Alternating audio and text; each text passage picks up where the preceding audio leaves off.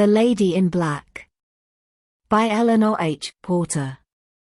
The house was very still. In the little room over the porch, the lady in black sat alone. Near her, a child's white dress lay across a chair. On the floor at her feet lay a tiny pair of shoes. A doll hung over a chair and a toy soldier occupied the little stand by the bed. And everywhere was silence, the strange silence that comes only to a room where the clock has stopped ticking. The clock stood on the shelf near the end of the bed. The lady in black looked at it. She remembered the wave of anger that had come over her when she had reached out her hand and silenced the clock that night 3 months before. It had been silent ever since, and it should remain silent, too. Of what possible use were the hours it would tick away now? As if anything mattered, with little Kathleen lying out there white and still under the black earth. Mover. The lady in black moved restlessly and looked toward the closed door. Behind it, she knew, was a little boy with wide blue eyes who wanted her. But she wished he would not call her by that name. It only reminded her of those other little lips silent now. Mover. The voice was more demanding.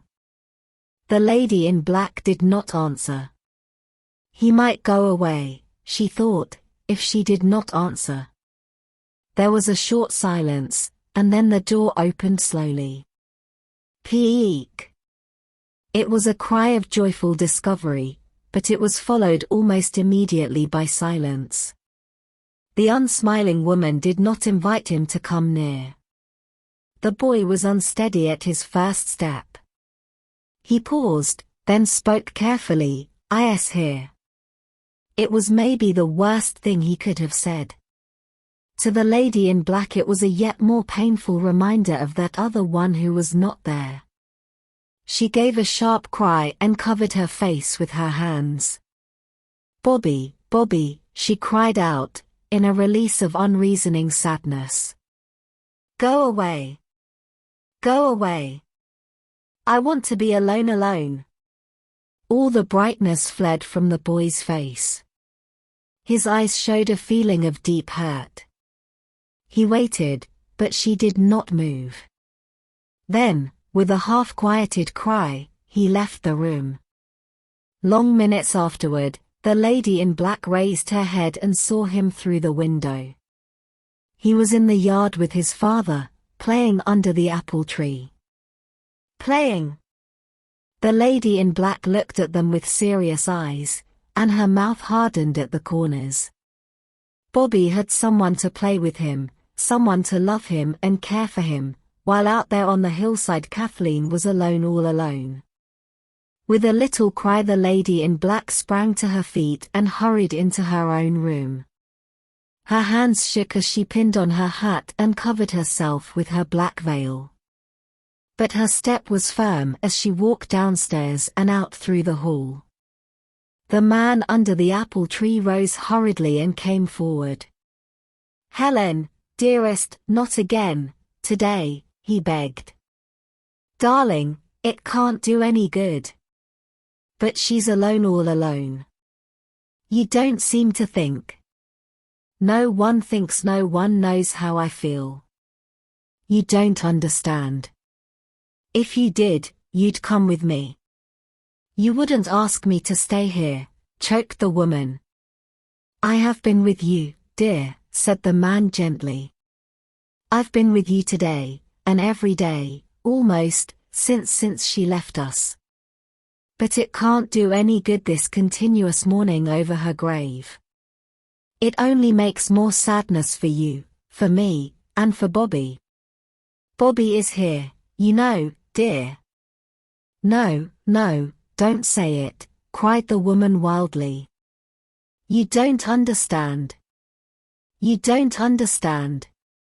And she turned and hurried away, followed by the worried eyes of the man, and the sad eyes of the boy. It was not a long walk to the burial place. The lady in black knew the way. Yet, She stumbled and reached out blindly. She fell before a little stone marked, Kathleen. Near her a grey-haired woman, with her hands full of pink and white roses, watched her sympathetically. The grey-haired woman paused and opened her lips as if she would speak. Then she turned slowly and began to arrange her flowers on a grave nearby. The lady in black raised her head. For a time she watched in silence. Then she threw back her veil and spoke. "You care, too," she said softly. "You understand. I've seen you here before, I'm sure. And was yours a little girl?" The grey-haired woman shook her head. "No, dearie, it's a little boy, or he was a little boy 40 years ago." 40 years, so long? How could you have lived 40 years without him? Again the little woman shook her head. "One has to sometimes, dearie, but this little boy wasn't mine." "But you care. You understand. I've seen you here so often before." "Yes.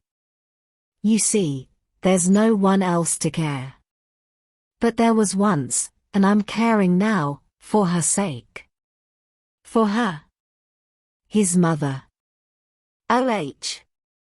It was a tender little cry, full of quick sympathy. The eyes of the lady in black were on the stone marked, Kathleen. "It ain't as if I didn't know how she'd feel," said the grey-haired woman. "You see, I was nurse to the boy when it happened, and for years afterward I worked in the family. So I know. I saw the whole thing from the beginning, from the very day when the little boy here met with the accident." "Accident?" It was a cry of concern and sympathy from Kathleen's mother. "Yes. It was a runaway and he didn't live 2 days." "I know. I know," choked the lady in black. Yet she was not thinking of the boy and the runaway horse accident. "Things stopped then for my mistress," continued the little grey-haired woman, "and that was the beginning of the end. She had a husband and a daughter, but they didn't seem to be important, not either of them. Nothing seemed important except this little grave out here. She came and spent hours over it, bringing flowers and talking to it." The lady in black raised her head suddenly and quickly looked into the woman's face. The woman went on speaking. "The house got sadder and sadder, but she didn't seem to mind. She seemed to want it so. She shut out the sunshine and put away many of the pictures. She sat only in the boy's room. And there, everything was just as it was when he left it. She wouldn't let a thing be touched. I wondered afterward that she didn't see where it was all leading to, but she didn't." "Leading to?" The voice shook. "Yes. I wondered she didn't see she was losing him, that husband and daughter, but she didn't see it." The lady in black sat very still. Even the birds seemed to have stopped their singing. Then the grey-haired woman spoke. "So, you see, that's why I come and put flowers here. It's for her. There's no one else now to care," she sighed, rising to her feet. "But you haven't told yet what happened," said the lady in black, softly. "I don't know myself really. I know the man went away. He got something to do traveling, so he wasn't home much. When he did come he looked sick and bad. He come less and less, and he died. But that was after she died. He's buried over there beside her and the boy. The girl, well, nobody knows where the girl is. Girls like flowers and sunshine and laughter and young people, you know, and she didn't get any of them at home. So she went where she did get them, I suppose. There, and if I haven't gone and tired you all out with my talking." said the little grey-haired woman regretfully. No, no. I was glad to hear it, said the lady in black, rising unsteadily to her feet. Her face had grown white, and her eyes showed a sudden fear. But I must go now. Thank you. And she turned and hurried away.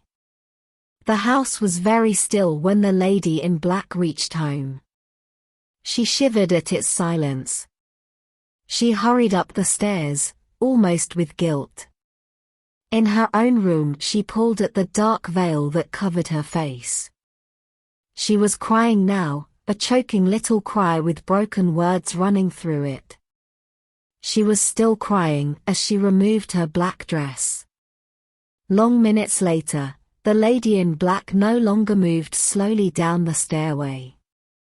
Her eyes showed traces of tears, but her lips were bravely curved in a smile.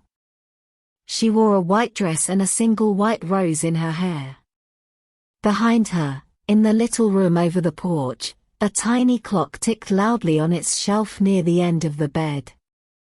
There came a sound of running feet in the hall below, then, "Mover, it's Mover come back," shouted a happy voice. And with a little sobbing cry Bobby's mother opened her arms to her son. The end.